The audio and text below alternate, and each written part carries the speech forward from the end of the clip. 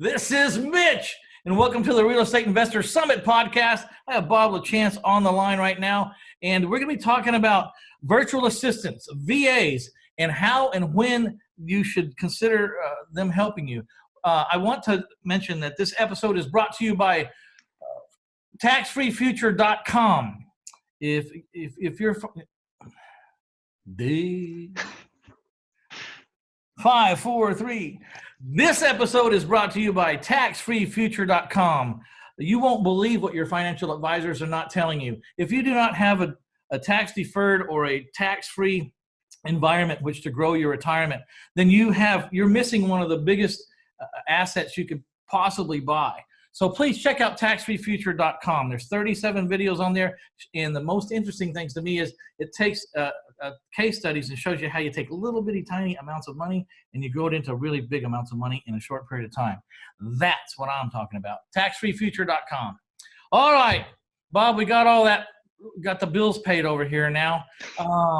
Tell us a little bit about your background. You have a huge background. I was reading it, so I was hoping like you could pick out the high points because I was reading your background and you've been around for a long time, probably like, I don't know, since 2004. You helped a lot of the famous gurus that we know get along their path to where they are now, as far as, I don't know, sales and seminars and stuff. Very interesting world. Tell us a little bit about it. Well, as you can tell by the gray beard I have, I am not 27 anymore, but yeah, it's pretty interesting. I played professional hockey for 8 years, and after that, after I retired, I got into the investing world. And I met my first mentor back in 2004, which I was lucky to get into. My first deal was a flip, which is a rehab deal. Then I got in the short sale world, which was pretty interesting. So short sale world is one of the most interesting worlds you want to be in because you learn a lot about everything. That's one of the cool things about that. And within that time, I've done over 700 short sale transactions. Like you said, I've helped develop some coaching programs along the way. And during that time, I've actually found, with my investing career and all the different students that I've worked with through the years that time was a huge, huge issue within all of our businesses, right?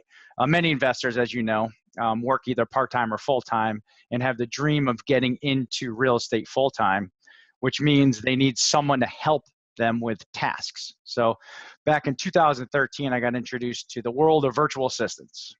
It was very, very, it was one of the things in the real estate agent world that was common, but not in the investor world. So the light bulb went on in 2014 that there could be a business there, an industry there. So I tested it for about a year with a separate company that I did not own to make sure the proof of concept worked. I helped them develop a training company. This was out of the Philippines. They handled all the recruiting. I helped create the training program, a month training program for virtual assistants, so they would be very, very equipped with working with real estate investors in the tasks that they needed. So I tested that for a year, tested for a year, tested for another year, and then the proof of concept worked. So I went out and now we are 4 or 5 years later. All right. So for those of all that are just listening on the audio podcast there, and you don't have the visual here on video. Bob does have all of his teeth, it seems like. He has all of his teeth. They look pretty good. This one's fake, though. The front one is fake. Oh, so he's had a little work done, okay? He's had a little work done. But tough sport, really tough sport. So I like it when athletes, I get to talk to athletes because they seem to have an inherent stickiness. They don't go away easy, and they get back up, and they usually get back up pretty fast. This business world is not without its lessons, and it's hard lessons. So I'm not surprised when athletes really shine in the entrepreneurial thing. So you've got this, man, this subject's huge for me. I have 6 virtual assistants myself. They're all from the Philippines. They do a tremendous amount of work for me, stuff that I'm not going to do.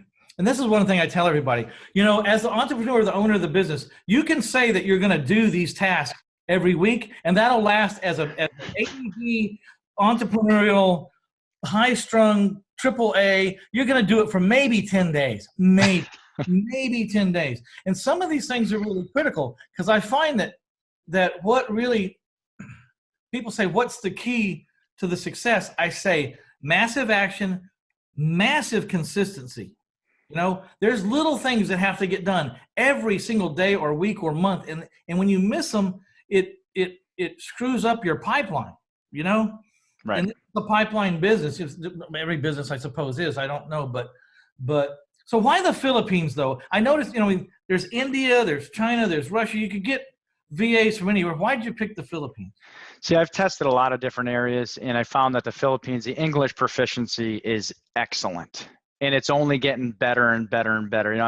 I go there 2-3 times a year and meet with my team, and the proficiency of the individuals, the younger that they get, they're all college educated who come through my program and actually work for me and work for our clients and customers. Is they all go through college. They all have college degrees, and English is one of their main languages. So I think it's that's what separates them, in my opinion, from everybody else, from India to Russia, et cetera, because the accent's phenomenal.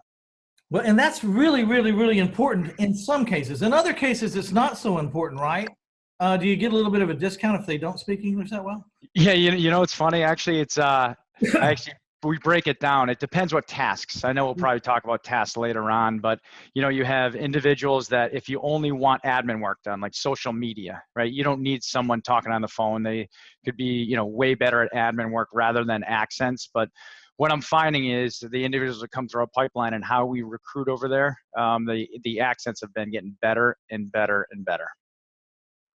Yeah, we actually have this poem. I think it's called English is Hard or something. And we actually make them try to read the poem. I can hardly read the poem, and we make a video. But, you do all that stuff for the person. And I think for a person who's, doesn't have the time to train or doesn't want to make the time to train, your business is an excellent business. And let's talk about those tasks. Now, we're going to be giving away a list of the 100 things that VAs can do. Is that what it is? What's it called? What's the name of the list? Yeah, 100 plus tasks that virtual assistants can do. And we break it down, whether they're wholesalers, rehabbers, buy and hold, or agents. It's a checklist that you can use, because one of the main reasons why we do that is, when someone asks me, they say, what, I'm really, really busy. I know I need help. What could a VA do for me? Right. So we send them through that process. So I give them a quick checklist. So when they meet with our team, we walk through that. It's almost like a consultation on how a VA can best use, how they could be best used in their business. So I want everyone to go to ariinvestorsummit.com/VA help. That's V as in virtual, A as in assistant, help, HELP. So ariinvestorsummit.com/VA help, and get you 100 plus things a VA can do. It's a free list. And I got to tell you, it's hard to think sometimes. You think, I want a VA, and then you think about getting one and you think, well, what am I going to have them do? And it's amazing. You have all this stuff they can do and you get stymied. So this is going to be a great list. And especially if you break it down by different strategies. I think that's interesting. If you're a wholesale flipper or a rehabber or whatever, that's interesting to see what the differences would be in the task. But let's just pick some of the top tasks, the easy ones. What do you got for them?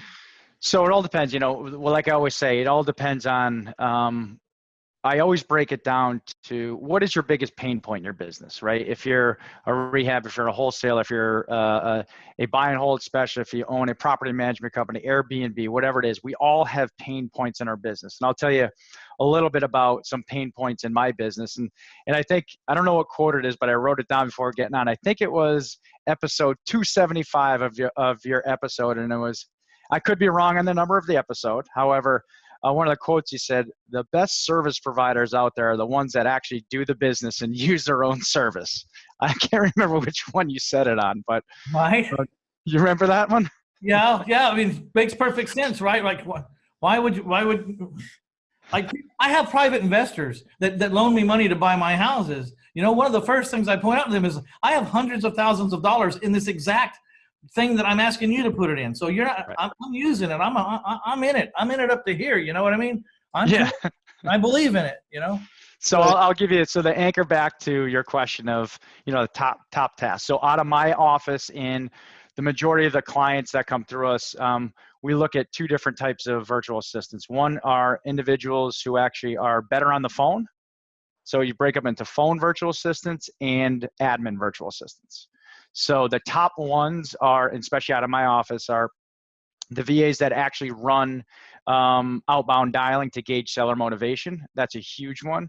Another one. Can I chime in there? That's what I use. That's what I've got. We have a phone room going out to the, tax delinquents and all the other lists that we find in the courthouse. And we have them to just find out, A, is this number connecting to anybody relevant to what I'm trying to get done?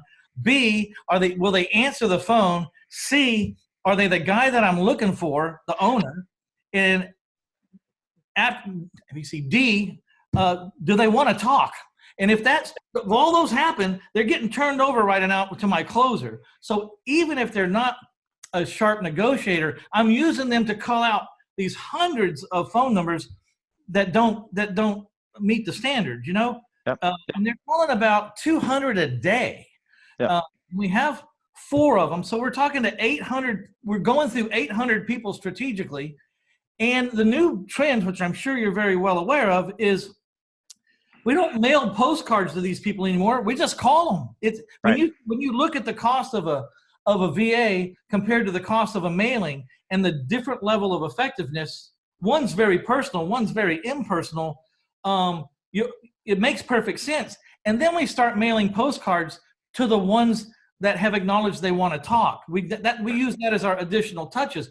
I think that was a not so obvious shift in the business, but it's been a definite shift. Have you noticed that? Oh, absolutely. And to add to that too, there's a great follow-up to add to exactly what you did. I mean, the reason why I started doing that, when I first started business, I door knocked for about a year straight. So I went from 9 a.m. or was it 10 a.m. to 3 p.m. every single day. When I would get home, I would see some vacant houses. I would get those skip traced. I would run comps and I would outbound dial. Now, after you do that for a while, you just want to, you're dead. You're dead tired, right? And that's one of the things that you're doing well. You're the business owner and you're not hammering the phones that just drains you, right? You have a virtual assistant do that for you. So just so you may not be that familiar with my organization, and I wouldn't expect you to be, but I bought 97 houses last year. I average about 100 houses a year for 22 years running. I've bought right at 2,000 houses since 1996 in my hometown or surrounding counties, somewhere close. And now that's neither here nor there. I'm sure right down the street is someone who could, wallpaper their house with the amount of contracts I've done. But the point is that's still a lot of houses. And how that happens is I have like 4 or 5 acquisition streams, depending on if anyone's left yet or not, because not everybody stays for the longest amount of time. Right. It takes a while to find the guys that stick for years. But, I open up lanes. One is if someone's going to be handling the tax lien, property tax delinquencies, then no one else in my organization deals with that. They got to leave that alone. It's already taken. So one of them is a guy that came in to work for us who was, making a decent living, but he was in the credit card collections for 10 years. He was real good at it. And, that's a pro right there. That's a pro. Right, for 10 years. Okay. And then he was actually running the phone room where these credit card debt collectors would call out. Right. And he called and says, I'm ready to do something new and I've got to do something to build a future. He says, you got any place? And my partner said, well, let's try it out. He did really well on his own. And once he figured out how to sell it on his own, then he says, what I really want to do is open up a phone room. Can I open up a phone room and get people to bring more leads to me through me? And we supported him through that. We hired the Philippine VAs. Wish I'd have been a little more in tune with where you were at, but that's how I was able to do the 97, because I've got 4 people right now in lanes working, and they all have virtual assistants to do the menial things or the things they don't want to do. And we just plow through a crap load of leads every day to see which one stands out or who raises their hand and says, I'd like to talk. And I don't know. It's not really rocket science, but it's not easy either, is it? Right. No, it's not. And I'll add to that too. I mean, you look at what your time is worth. I think all of us have to really take a step back and look at what our time is worth. Because when I have investors, even us talking on this, we're both investors, and someone comes to me and says, all right, Bob, I want to use a VA. And I say, well, why do you want to use a VA? It always comes and breaks down into two different categories. One is they want a better life balance or lifestyle. And the other one comes to, I want to make more money. And it's pretty funny. It's age changes things, right? You start looking at things different the older we get. The younger I was, I wanted to just make money. So I fell in that bucket. Now I'm a little different now, to where I got three kids. You're preaching to the choir now, man. You're preaching to the choir. Right. So now I want more life balance, because I know, when I wake up in the morning, my goal is, no matter what, I want to make sure I wake up with my kids. I eat breakfast with them. I have three of them. I don't eat three breakfasts, but breakfast. That's right. But I want to make sure I'm with them every morning. And I know my team of virtual assistants are working on recruiting incredible VAs for our clients. And my training team is working and training those VAs to actually fulfill what our clients need. So I know that I could wake up in the morning and be able to do that. So for me, that's life balance. Later on in the day, they're working on my real estate business. They're hammering the phones. They're running comps. They're skip tracing, things like that. Okay, so let's say I'm in San Antonio, Texas. Do you actually train? If I want to talk to you about a VA for me, do you and they've got to get into the San Antonio courthouse? Do you actually go in and help them learn how to navigate the specific courthouse I want? Yep. Any information that you could get online, done on the computer or the phone, a virtual assistant can do. Absolutely anything. Well, one of the things we had ours do was we made them record their moves on the computer. Like, I wanted them to document exactly what they did every day. Just once. I mean, just one time. Document how you get into the courthouse, where you go to find list A, where you go to find list B, and just document it one time, so that if I ever need to replace him or he needs to move on, or they, then I don't have to retrain them start over from zero. I've got this video of exactly what this guy was doing on Monday, on Tuesday, on Wednesday, and my VAs do different tasks on different days. Yep. But we check in, like, I need you to check this list every Monday. I need you to check who's new on this list every Tuesday. So every 7 days, I'm seeing who's popping up new down at the courthouse that is of interest to me. And you're staying ahead of the game too. You're having them do this every single day, which is incredible. Yeah, I mean, Monday it's one list. So I'm checking in every 7 days on all these lists to see who's new, because part of what separates me from the amateurs is speed. That was another one of those things that you got to have to stay in this business. You got to get there first right now. There's so much competition. You have to get there first. You have to make your presentation first and get it signed as fast as possible, because by the time this lead becomes 30 days old, everybody's going to have them. Right. And I actually have a good one for you. So I actually started with the code violation list. An eviction list. I just started that campaign. A good buddy investor of mine out of Florida actually uses that campaign with their virtual assistant, does 99% of the work that they have to do. So it's a start to finish system process that they use their virtual assistant. So maybe that's something you could try in your business. Absolutely. Also, there's other ones that are hard that you have to just get someone to go down to the courthouse, which is like our courthouse doesn't provide a few things. So here's a real nugget for y'all. If you're out there and listening, you're lucky today. Finding a person who filed for a writ of possession is usually not on courthouse computer records, but a writ of possession is when you have to hire a sheriff to go in and drag somebody out of a house and handcuff them to a mailbox while you empty their crap out on the street and change the locks. Now, that's not a big list, but it's a really good list because the person who has gone through that, the owner that has gone through that process, has been drugged as far through the mud as it can humanly be drugged. Yep. It's a good list, because by the time they get to the end of that, if they're not a pro, they don't want any more to do with a rent house or owner finance house. They just want out. Right. So, and if you have that list, you get it skipped trace. Virtual assistant could do all of that for you, like you said, and they could outbound dial, gauge motivation, and send it to you. Yeah. So some more things a VA can do. Like I said, they could do skip tracing, they could do outbound dialing, inbound dialing, running comps, Craigslist postings, social media.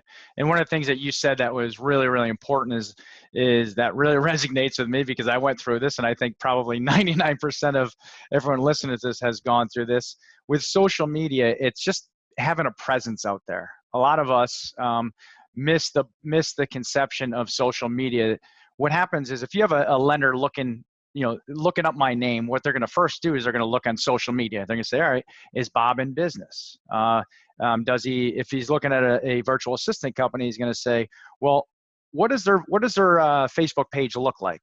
And if you don't have posts every single day, they're going to be like, he's kind of a probably not really in business, or they start questioning whether you're really the right person or not the right person. So it's a credibility issue. It's a credibility issue. They look at your card and then they get on the computer and you don't show up. It's a credibility issue here. Yep. Especially for investors, right? Newer investors or seasoned investors. You spend the first day, you're all hot to try. You learn about a new system or process, and you're 1, 2, 3, 10 days go, just like you said, and all of a sudden, I got to go. I'm going golfing today, or I'm going fishing, or I'm doing this, and then it gets easy. What's that? It's Easter, it's Christmas, it's Thanksgiving. I mean, this stuff's got to get done no matter what. Yep, exactly. You get sick for 7 days or whatever with this flu thing going around.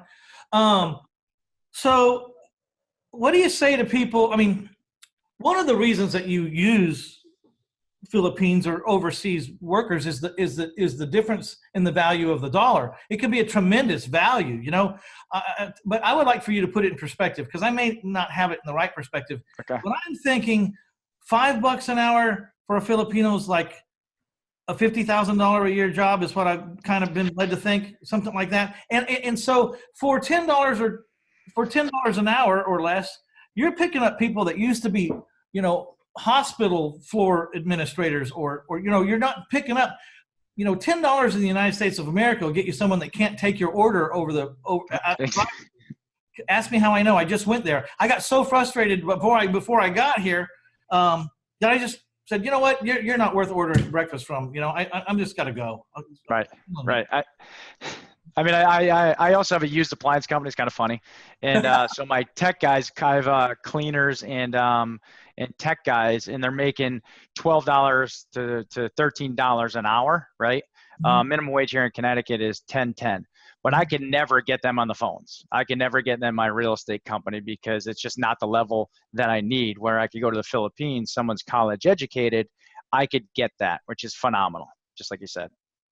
Yeah, Is English the only reason? I mean, I think there's some other cultural differences. I think Russia and China, you have a really good idea, they're likely to go start it themselves, or they're a little more entrepreneurial. I get the feeling that Philippines love being associated with a company that values them and that it treats them well. So culture and family are huge in the Filipino community. It's really, really important that they have somebody. It's a very loving environment and community. So when we go there, it's just like you said. They love the community. They love being taken care of. And us as a company, we make sure that we focus on that. We have some great benefits for them as well.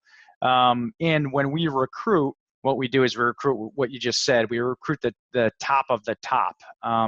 We created a advanced placement system, which is a 5-step system with recruiting and vetting, which is 1 and 2. Second step is we run a background check on them to make sure that they don't have criminal records in the background, which I think is extremely, extremely important. We also run through a 4-week intensive real estate training program. And then we also do disc profiling to make sure that, do you know much about disc profiling? I use it myself. Awesome. Because I don't want to. I'll tell you about my criteria in a minute. To keep going. I don't want to interrupt. So when we walk them through the advanced placement system, every one of our VAs, before they even get to our clients, and on the end, we actually have them do scorecards in training, scorecards in recruiting, to make sure that they're the top of the top. We only allow about 5% of the applications we get in recruiting that actually get through to training. which means we sift through a lot. And the amount of applications that we run through, you'd be shocked at how many people we turn away because of things like problem solving, critical thinking. We run them through a system. First of all, we start them first through systems check to make sure they have the right system. What I mean by that is their internet connection. Do they have backup? Because if something happens, it's not like us over here, right? It's not like, hey, we're going to call Comcast to come over when we have just a little shakiness in our internet. It takes 3, 4, 5 days. If they don't have the correct backup, then the experience for the end user, which is us, is not going to be good, because if they can't get connections, then they can't be working that day, right? So it's really, really important. And we actually work it through paper screening, system check, first interview, second interview, to get things like oral proficiency, grammar, pronunciation, accent. Are they reliable? Do they have time management? Those are some of the things that we actually sift through before they, get to our training team, right? When they get to our training team, then we train them for 4 weeks on outbound dialing, running comps, building buyers lists, real estate 101, right? So when they get through to that, and we do the disc profiling, then our placement team will say, all right, Mitch, what tasks do you want done? And if you say, well, I want someone on the phone, then we look at the disc profile to make sure. If they're a high, it goes D-I-S-C, if they're a high S and high C, that means they're most likely not going to be good on the phones. If they're a high D and high I, their personality will fit whatever that task is. So we marry those two together with the tasks that you want as an end user. So, and that's what I do in my business, and how I use VAs. I'm a believer in the personality test, because I was the worst hiring boss in the world. I hired people, I guess, for all the wrong reasons, and they never stayed. And when they left, half of them went into competition with me. So now I test everybody. I test them for honesty, integrity, to be money motivated, to be sincere or dedicated, attention to detail maybe. But then I also test them to make sure that they do not manage their personal finances well, because I need them to stay broke so they can't start a business and go off on their own. And the biggest one ever, they don't have an entrepreneurial bone in their body. That's what I'm looking for. And since I started using that, I had a huge jump in my success of hiring people. And the people that it told me to hire, I was looking at them going, there's no way this guy's going to last a week. They've been with me now for 3 years. It was uncanny how I was so wrong, and this test was so much better. And I'm a believer in that for sure. So, I mean, in any business, right? The longevity of your staff or your team that stays it's gonna either make or break it. Because if you have too much turnover, I mean, that's a huge cost in any business, right? Very demoralizing as a business owner for a lot of turnover. Very demoralizing, because you're starting over with everybody all the time, and you get tired of hearing yourself talk. That's exactly right. And I mean, that's why we created the systems that we have in our business. Kind of funny. Literally right when we got on this call, I have a client out of Atlanta that uses one of our VAs and uses another VA, right? They just joined us about a month and a half ago, and that VA went MIA for 2 days. Right. And they're like, well, I need help now. I'm like, okay, well, we have backing. So if one of our VAs is out, we have backing to actually fulfill that role for those clients. So it's actually pretty cool. Substitute VA for a couple of days, huh? Yep. You got substitute teachers, you got substitute VAs. That's interesting. I never heard that before. So here's the problem that I want to see how you're handling, and you don't have to give up all the secret sauce, because I know probably because I figured out how to solve it. But I was wondering if you guys are solving it. They don't like Filipino skip tracers. The people, the software that you're using to skip trace, they don't like overseas skip tracers. How have you figured that, how to deal with that?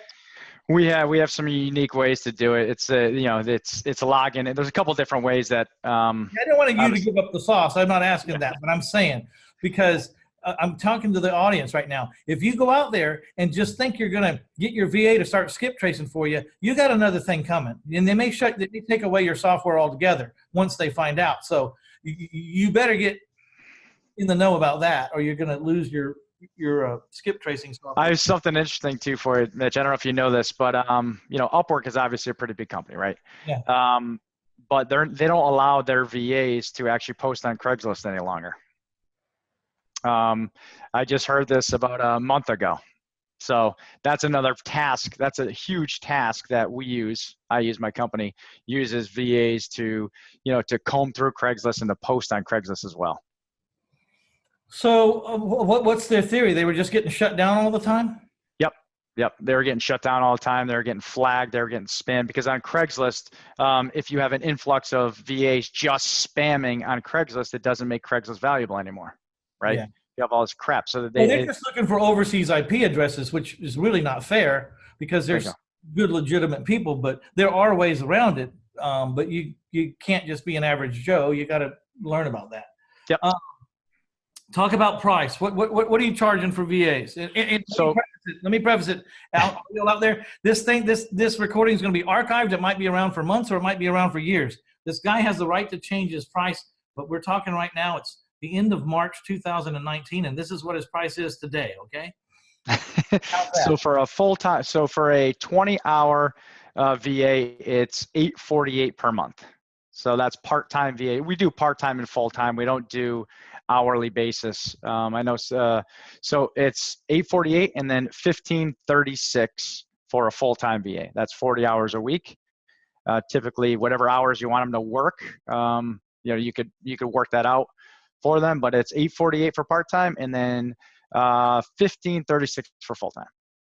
Okay, so one thing I was concerned about when I was hiring VAs is it's in the middle of the night when I need them to work. And I asked one or two of the Filipinos, is that going to be all right? And they said, don't worry about what time it is. Just tell me what time you want me to work. Mm-hmm. And I was very impressed about that. Apparently, they know that that's what it takes to work for the United States businessman is you got to work when they're open. And we're open at very strange hours for Filipinos, but they deal with it. It's typically a 12-hour difference. So right now, whatever time it is, it's 12 hours. And sometimes whenever time change, but you look at it 12 hours. So they do work at night. So that's typically their night shift. Yeah, and I found their attitude towards that was just really great. You ask an American to work at night, and you'd probably, I don't need this job. I'll go on. The other thing is, let's talk about. I don't know. Some people say, well, we're taking jobs from Americans, or we're using the Filipinos, taking advantage of them. I don't feel that way at all. Give me your viewpoint on it. Here's the way I look at it. I fly to the Philippines, like I said, around 3 times a year to meet with my team. And I do know I could sleep at night knowing that we pay them really, really well. We take care of a lot of their benefits, and we offer benefits, which is incredible. So what we pay them is really, really, really good. Really good. We take great care of them. We really care about them one-on-one, whatever they need. We offer some other benefits behind the scenes. So if they need loans for certain things, we offer them loans. If they need time off, we offer them time off, paid time off, things like that as a company. So I don't feel that we here are taking jobs away because, like I said, I live in Connecticut, and literally last night, they're looking to jump the minimum wage from $10 to $15 now. And they showed an actual clip with a business owner that said, it's someone who owns a cafe. They said, listen, I won't be able to have a business anymore. If I have to pay somebody that much money, I'm going to have to be there 24 hours a day, 7 days a week, and I won't be able to hire anybody, and I'm going to have to go out of business. That's true. Most of the people I know that have VAs would not have a VA if they had to pay that price. The other thing about it is the advent of the internet and the computer and all this, it's really given countries like the Philippines a middle class. Yep. Because they're able to actually start their own businesses or create their own jobs or find jobs because of this new the new technology. And I don't know, I feel the same way. I think we're all people, and because there's just a coincidence of a price or dollar exchange difference, it makes sense, and we can use them for certain things in certain ways, and they benefit greatly too. And it's a win-win situation for the business owner and the VA community. Yeah, and you know what, and here's the way I put it, and I give this example all the time. I did a rehab on one of my first houses that I owned, and I bought a Home Depot door in the back of the house, right? It was a French door, and every summer I would yell at that door. Every winter, so I'm in the winter, it's cold up here, so literally the heat is flying out the door. I was trying to save money, right? I tried to save like $800, literally $800. So I think the door was about $100, and every single, I would lose my energy bill went through the friggin' roof, and I would snap on that door and that's the time I actually looked at the door and I said, you know what, price or value, what do you want, right? You get what you pay for. Like that's really that's a takeaway there. And I really think, you know, if we as a society are only going to shop for price, you know, you're not going to get value, right? Everything in this world, that's why you have luxury stuff and stuff that breaks apart. Yep, I agree. So I want you to go to ariinvestorsummit.com/VA help and get the top 100 things a VA can do. Get your list and apply it to your strategy or your business and see just how eye-opening that is. It's a lot of tasks that you might not think of right off the bat. Also, when you go to ariinvestorsummit.com/VA help, you're going to get a link and all the contact information you need to hook up with Bob Lachance and his company. And he'll, you know, if you're serious about considering a VA, call up and get a hold of them and just, you know, find out if it's for you or not. I'm pretty sure at the end of the day, you're going to find out that it makes no sense not to do it, because there's bound to be things that you can be having done on a consistent basis in a timely fashion, and probably better than you're going to do it, because you're not going to do it very long. So it makes sense. I have 6 VAs right now, and they stay busy every day, and God bless them. I'm so glad I have them, because that the jobs that maybe I think are menial are very important to them. That's their living. They wake up every morning, and they're focused on it, and they're getting it done 100 times better than I'm going to get it done, because to me, it's not the biggest thing on my plate. You know what I mean? To them, yep. It's the point of getting up in the morning and going to the job, you know? So it's and Mitch, I want to add something to that too, because I think it's important for us as investors. We have to be focusing on money generating activities, right? So it's not sitting on the phones, it's not running comps, it's not skip tracing, it's meeting with sellers, right? It's our VA set appointments for us. It's meeting those sellers. It's meeting private money lenders. It's meeting hard money lenders. It's meeting agents, attorneys, brokers, etc. You know the old saying, our network is our net worth, or our network creates our net worth, right? Mm-hmm. I think that's really, really important. I just had you got 2 seconds for a funny story? No, kid, come on, we got plenty of time. This is actually funny. So last night, my son buys these sneakers. He gets sold into buying these sneakers, $220 sneakers, right? Wow. And but he knows there's a market out there to sell them for $300. I'm like, okay, he's 15. He's thinking entrepreneur. I'm like, all right, perfect. All of a sudden, you can't find a buyer at the beginning. You post them to a couple of sites he knows. You can't sell them. 2 months goes by, and he's still trying to sell them. So his buddy, James, has a site that he knows he could sell them at. So now he works out a deal with him to where he'll give him $20 and sold them for $300. And so last night he talks to me. He's like, Dad, you know what?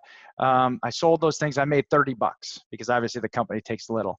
And I said, Bobby, tell me a little bit about what you learned, right? So his name is Bobby. So I told him a little bit about network, right? So now, because he's at a private school, and now you teach him these little things. And it's funny because you equate that to, us, and I look at that in business and owning a virtual assistant company in my own business. It's the same thing, right? Our network should be spent going to masterminds, meeting with, individuals that could help grow your business, not doing those tasks that just drain you. So it's kind of funny takeaway, a little story that I wanted to add in there. Yeah. In the real estate investing arena, usually when you first start out, there's some commonalities that I've noticed over the years. Most of the time, the newbies broke. Second of all, they're wearing every single hat. They don't have any money to pay anybody. And so some of the first hats you can take off, the easiest things to delegate are, number one is bookkeeping. Number two is collections. Okay, those are real easy. There's always someone out there. If you don't have a lot of collections, your bill will be small. And if you don't have a lot of books, so you're not running a lot of business, so your bill's going to be real small. The other thing is, the next thing is a VA. Probably one of the first things, in my humble opinion, that a new person should hire is a leads manager. Someone to manage all the leads that you're going out there and finding. They didn't say yes right off the bat. They weren't what we call a lay down. I mean, they didn't just, we didn't run right over and get a contract, but they're going to sell their house to somebody in the next 6 months or 8 months or 10 months. And I got to stick with them. And I think if you're going to go generate those leads and then just let them roll over into the trash, I think you're making a huge mistake.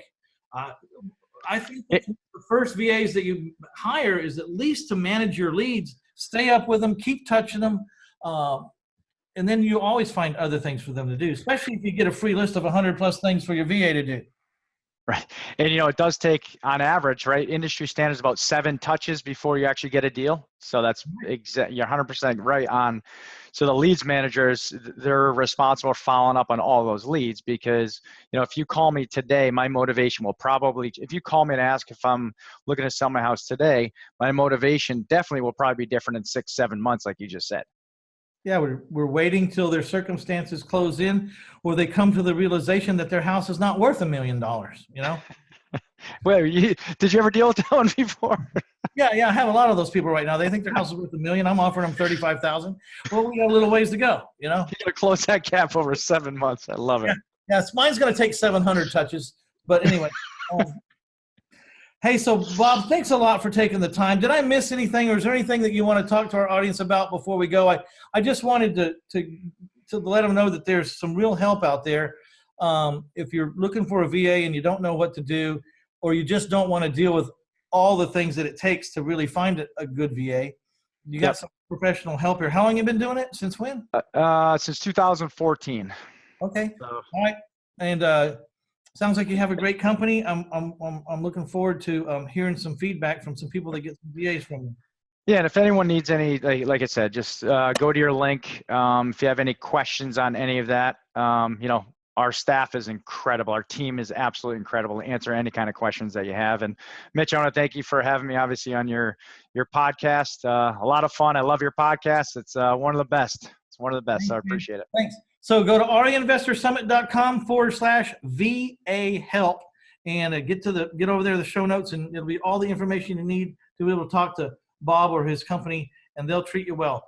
Now, right before I go, don't forget, check out taxfreefuture.com. You will not believe what your financial advisors are not telling you. If you don't have a tax-deferred or tax-free environment in which to grow your retirement funds or just grow your wealth, then you're missing out on a huge opportunity. Please check it out. There's over 37 videos over there. They're short, sweet, and to the point, and you will learn a lot from them. I did. I interviewed a guy that was 24 years as an IRS attorney who specialized in retirement plans and how not to mess them up and how to undo the messes if you happen to do some prohibitive transactions or something. So that's what he does for 24 years, and that's who I was talking to in those videos. Taxfreefuture.com. All right, Bob, thank you so much. Appreciate you. Thank you. Appreciate it. Thank you.